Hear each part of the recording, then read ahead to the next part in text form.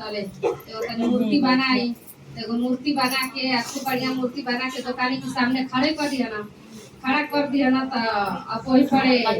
एगो बाजार जात रहा ना तो कहना कि बड़ा बढ़िया मूर्ति है बना के खड़ा बा,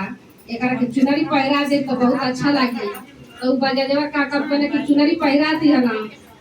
दिया ना तो वही रास्ता से चुड़ियारा जात रहा ना तो चुड़ियारा को कहना कि मूर्ति बा चुनरी पहन ले एकरा के चूड़ी पहिरा दे तो अच्छा लगी।